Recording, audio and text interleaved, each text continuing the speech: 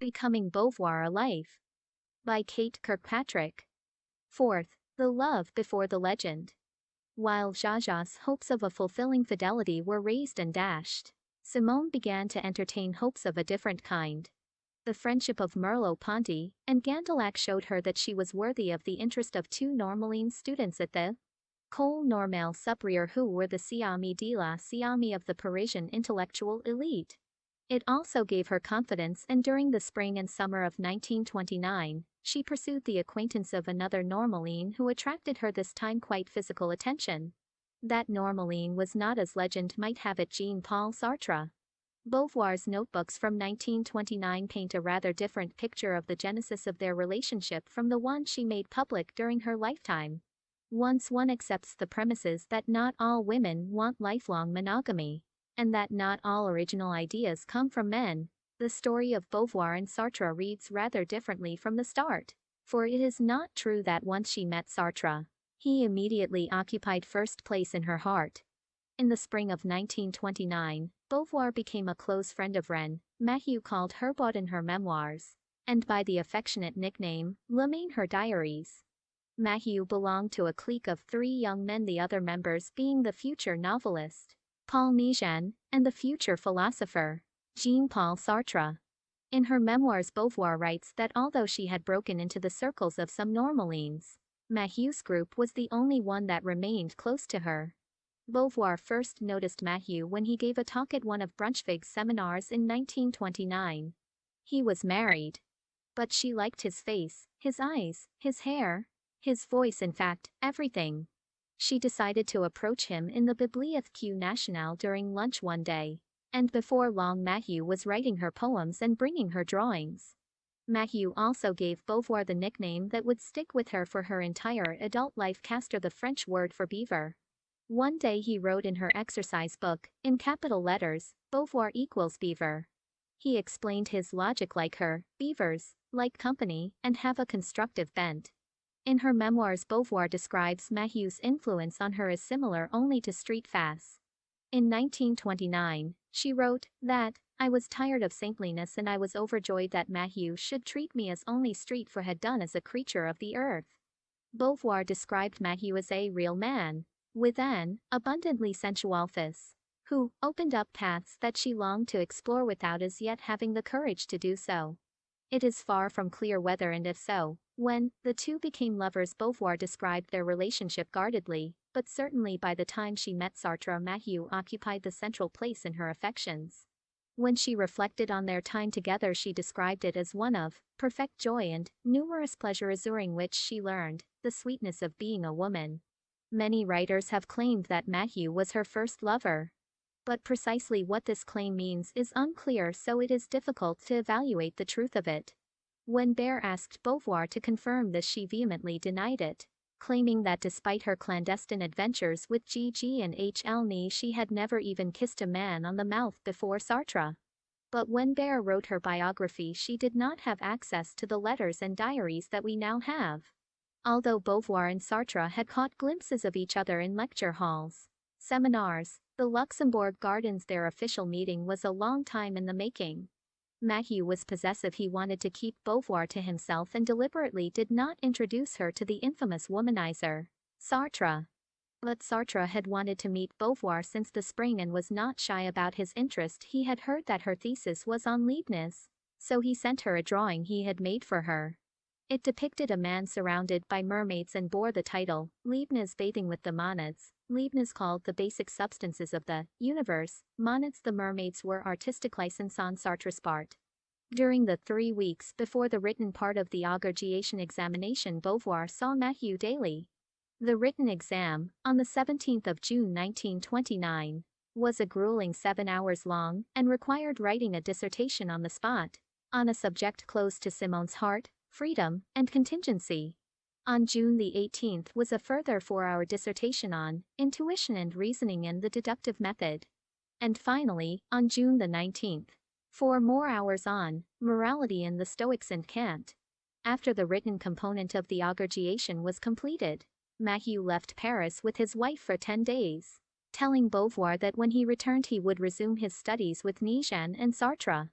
They all wanted her to join their elite group, he said, and Sartre wanted to take her out. Maheu delivered the invitation to the Beaver, but asked her not to go without him. She liked the way he looked at her when he said it, and she did not like the look of Sartre.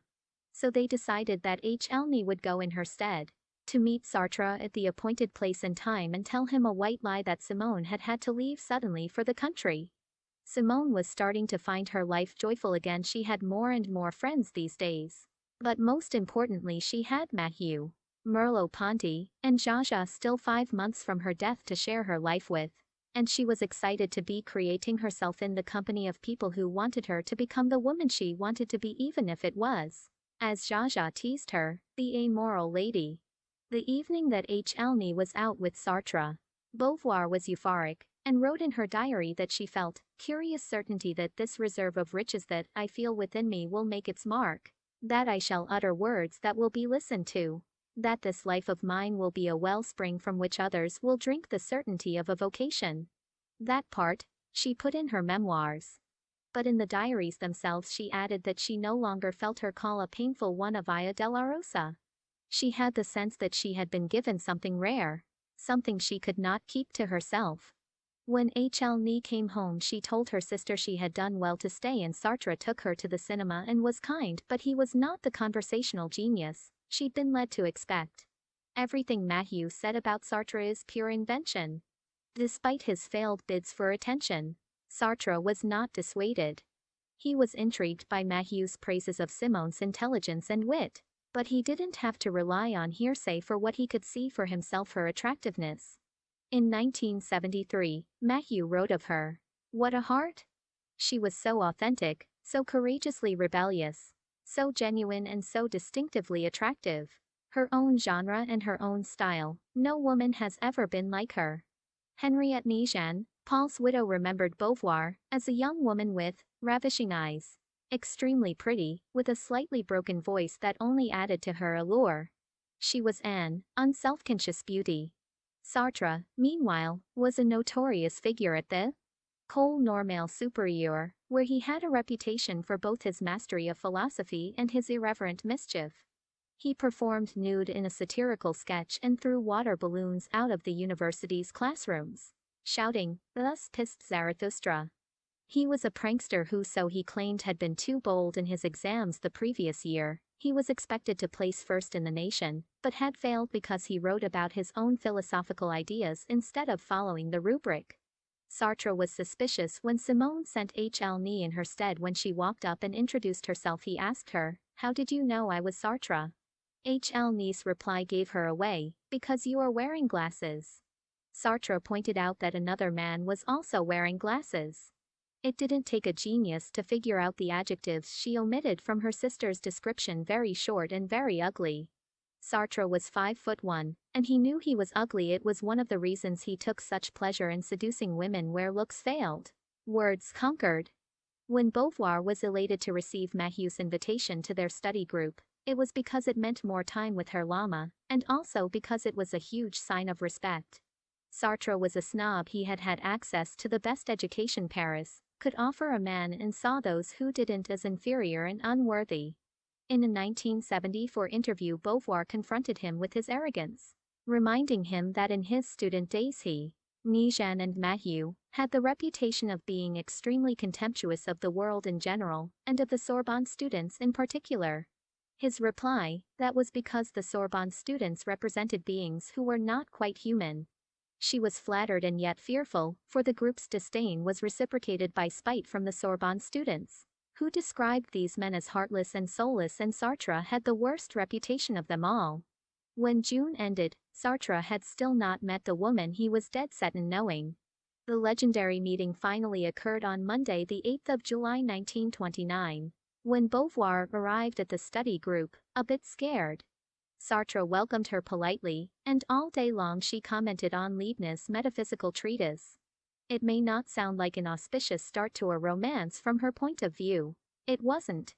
But over the next few weeks the dynamics shifted. First, the trio became a quartet. They would meet daily for the next 2 weeks.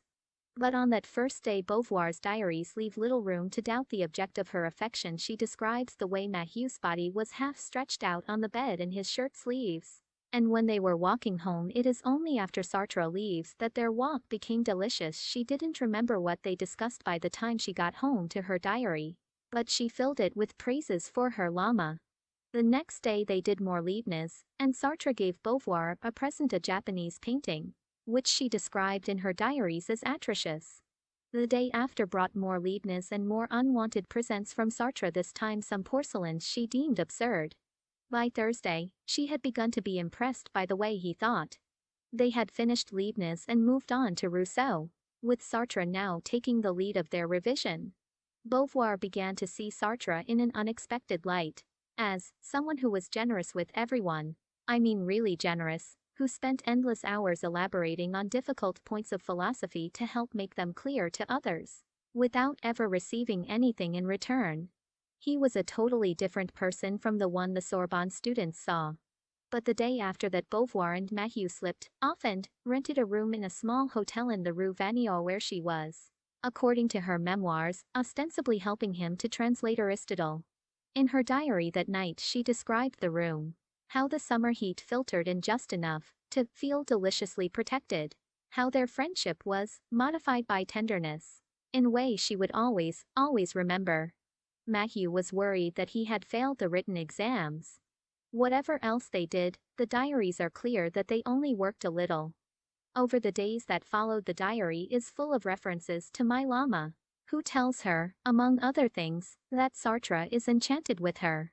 On July the 15th, the llama teasingly whispered that he would kiss Simone, and she confessed to her diary how disturbed she was by her desire for him. The day after that they told each other, I love you, G.V.S.A.N. On July the 17th, the results of the written component of the exam were posted at the Sorbonne.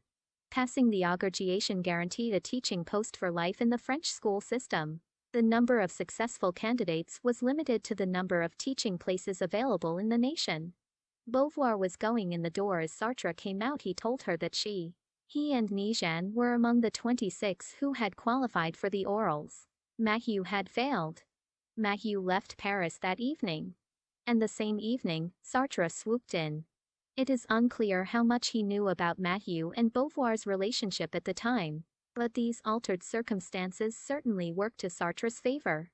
For one thing, Mahieu no longer needed to prepare for the oral component of the agrégation, so the quartet became a trio again. Intellectually, Sartre had already made a good impression on Beauvoir, so he had a foundation on which to build, and now knew that the reports he had had of her were not exaggerated by affection or hyperbole. She was brilliant. In the memoirs, Beauvoir reports that Sartre said, "From now on I'm going to take you under my wing." In the diaries, Beauvoir did not record this, instead writing that, Sartre makes me everything he wants, but that she loved his way of being authoritarian, of adopting me, and of being so harshly indulgent. He delighted her by mocking the men who told her she was unpleasant when she talked philosophy, and by seeking out her company to talk about just this. They continued to study together, and people around them started to notice. After Mahieu's departure, Beauvoir and Sartre met every morning in the Jardin du Luxembourg or local cafés, starting a conversation that would continue for 51 years. The arrival of Castor displaced some of Sartre's other friends. Raymond Aron wrote that our relationship changed the day Sartre met Simone de Beauvoir. There was a time when he was pleased to use me as a sounding board for his ideas. Then there was that meeting, with the result that suddenly I no longer interested him as an interlocutor. It was also noted by Jaja, who did not like the frightful, learned Sartre, but who admitted that Beauvoir had chosen her path well before Sartre crossed it. The influence of Sartre might have hurried things along a bit, she said, but he did not alter her course. 9 days after meeting Sartre, Beauvoir was comparing the two men's efforts for her attention in her diary, writing that the llama could attach himself to a woman simply by caressing her neck. Sartre's approach was to show her his heart. By July the 22nd, Beauvoir described Sartre's influence on her as extraordinary. In the 13 days that she had known him, she wrote in her diary, he had understood me, foreseen me, and possessed me, such that she had an intellectual need of his presence. They had discovered a great resemblance in their attitudes and their ambitions in addition to their joint passion for philosophy. They shared passions for literature and dreamt of literary futures. They could glide easily through philosophical views and literary illusions with each other. There was no tedium of having to define concepts or explain plots. Both had longed to be writers from an early age, but now faced the ambiguous prospect of life after studenthood, when such dreams are often waylaid by pragmatism and disenchantment. Of course, in significant respects, their dreams already had different degrees of reality. Sartre could name numerous men who had succeeded in his. The pantheon was full of monuments glorifying the great writers of the nation, celebrating their literary and philosophical progeny.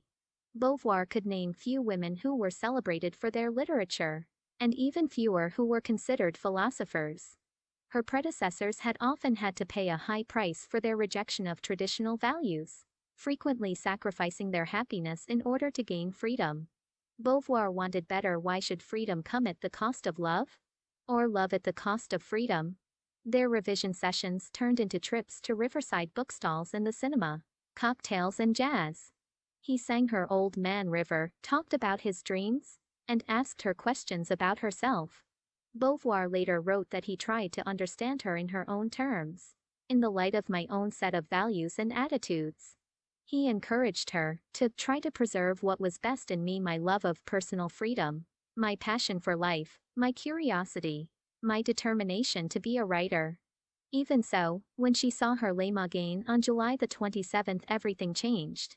She asked herself why, when Sartre and Lama were in the same room, the former lost his importance. Her answer was that the second absorbed her more passionately. But on July the 28th she read Sartre's early attempt at a novel, l'Harmonie, and they spent the following day together. L'Harmonie includes dialogues with Kronos, Apollo and Minerva, among others, on topics such as time, art, philosophy and love.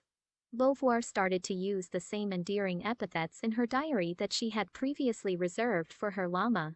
She slept poorly, feeling troubled. There is an essay by William James entitled, "What Makes a Life Significant?" in which he asks what is it that makes every Jack see his own Jill as charmed and perfect as a beautiful wonder of creation when she leaves the rest of her observers stone cold.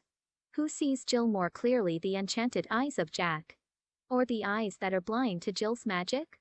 Surely, James writes, it is Jack who sees the truth when he struggles toward a union with her inner life. Where would any of us be if no one was willing to see us truly and seriously, to know us as we really are?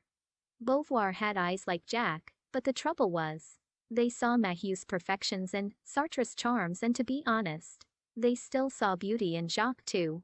What was she to do?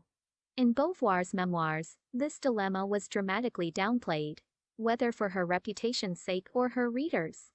It was the late 1950s. After all, would they be ready for the idea that a Jill could love a Jack and a Jean-Paul and a Ren, too? In the simplified story she told in the prime of life, after Beauvoir met Sartre, she recedes from the foreground. In the diaries she wrote that with Sartre, Mahu and Nijan she could finally be herself. In the memoirs she described her time with Sartre as the first time in her life that she had felt intellectually inferior to anyone else. This mood of inferiority intensified after the famous conversation near the Medici fountain in the Luxembourg Gardens, in which Beauvoir confided that she had been thinking up her own theory of morality. Sartre demolished it, and eventually she declared herself beaten. She found this disappointing in hindsight, but she looked back on it with humility. She wrote that, "My curiosity was greater than my pride. I preferred learning to showing off." Beauvoir's humility in this instance, while laudable insofar as it expresses a preference for learning over blinding forms of pride, has perplexed feminists for decades. At many points in her life, Beauvoir defined Sartre as the philosopher, despite the fact that when they took the oral part of the agrégation exam, she not only took second place, but, at the age of 21, she was the youngest person ever to pass it. When the three-man jury deliberated, one judge held out for Beauvoir as the true philosopher, and at first the others favored her too. But in the end their decision was that since Sartre was a normaline, someone who had studied at the elite École Normale, he should receive first place. It is unclear whether the fact that he had sat and failed at the year before entered into their deliberations. Beauvoir's memoirs imply that it wasn't just Sartre who forced her to take a more modest view of herself. Her other Normaline friends Nijan, Aaron, Politzer had several years longer to prepare for their exams, and their preparation was built on a foundation laid by much better educational opportunities. The situation in which they became philosophers was radically different from her own, because only men could be Normalines at that time. Only men could get the most elite teachers, and the confidence that ensued from debating with people who believed themselves to be the best. Beauvoir's diaries support this story to an extent. Shortly after the augurgiation exams, she was having a drink with Sartre and Aaron. They spent 2 hours discussing good and evil. She got home feeling crushed. It was so interesting, she wrote, but it was also a revelation. I'm no longer sure what I think. Their intellectual lives were so rich compared with the too close garden in which she had been imprisoned. She envied their mental maturity, the strength of their thought, and she promised herself that she, too, would achieve it. Despite her lack of access to the most elite philosophical pedigree, Beauvoir was remembered by her contemporaries as an excellent philosopher who wanted to live philosophy. Maurice de Gandillac described her as rigorous, demanding, precise, and technically stringent. Everybody agreed that she was philosophy. It is perplexing, therefore, that she ever denied the title philosopher and positioned herself in this subordinate way. Why, Torelmois asks, does she seize every possible opportunity to declare herself intellectually inferior to Sartre? Mois's conclusion is that Beauvoir sacrificed success for seduction. And as she recounts the story in her early memoirs, Beauvoir gives the appearance of having done so in the public persona. She leaves philosophy to the great man, Sartre. But in her diaries we see that Beauvoir's early philosophical success occurred at the same time as a rather different seduction of Ren Mathieu, a man who failed his exams. In that case, seduction required no sacrifice on her part. So why should it be different with the then unknown Sartre? Moreover, we shall see that Beauvoir did not seize every opportunity to declare herself inferior. In fact, she publicly owned and in places fought to defend her own originality. Could it be that she described herself as inferior with a certain reader in mind, the kind of reader who doubts herself, who wonders whether she should listen to the voices that tell her not to try? For that kind of reader, it was remarkably bold of Beauvoir to comment publicly on the clumsiness of the young Sartre's essays. After all, he was a genius. But in 1929, he wasn't the giant, Jean-Paul Sartre. He was barely 25, 3 years older than her, had over twice as long to prepare for the exam, and was taking it for the second time. That Beauvoir's memoirs do not dwell on the uniqueness of her achievement may reflect insecurity, modesty, or political savvy on her part. It may be a concession to the power of this institution, the École Normale, in the cultural landscape of France. The way she described herself as inferior to Sartre drew attention not to their relative abilities, but rather to differences in their confidence and cultural capital. He, prior to being a Normaline, had attended the like E. Henry IV, then Louis le Grand. On paper you couldn't be better qualified. Sartre did not have to list his certificates de licence because, as Torelmois writes, a consecrated genius does not need to justify himself in such petty ways. A female genius, by contrast, had to be careful not to shine too blazingly.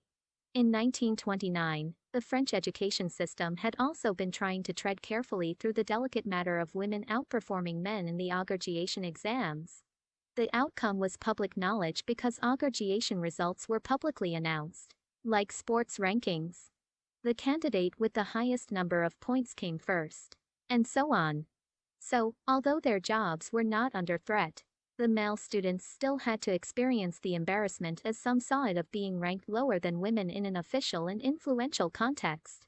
To avoid this humiliation, the Ministry of Education separated the lists into male and female from 1891. They saw the better of this move and reintroduced the joint ranking system in 1924. To put Beauvoir's experience in perspective, it is worth noting that when Sartre's father died, not much more than 20 years before, His mother quickly left Paris because she was concerned that Jean-Paul would be taken away from her. As a woman, her legal rights to her own child were weaker than those of her dead husband's family. When Beauvoir was studying, women in France still didn't have the right to vote or open their own bank accounts. The year Simone took the agrégation, female university students made up 24% of the student population, a massive increase since the previous generation. In 1890 there were 288 female students, 1.7%. But if a woman didn't have the right to vote, to open a bank account, or even to her own child, what right did she have to first place? It was not that long ago that Simone had been reading philosophy by herself in the ladies-only section of the Bibliothèque Sainte-Geneviève, writing in her diary that she wanted to vivre philosophiquement, to live a thinking life, rather than to just live, to just think and to write out the riches she felt welling up within her. Later on she would read Ralph Waldo Emerson and Unrequited Love of her beloved Louisa May Alcott, but even before she read him she had already come to share his conclusion that our chief want in life is somebody who shall make us do what we can. By the 22nd of July 1929, she knew that being with Sartre would force her to be a real Simeone. He could be annoying. She felt afraid. But, be that as it may, she wrote that day, I will abandon myself to this man with absolute confidence. Eventually, even she would wonder if she sold herself short.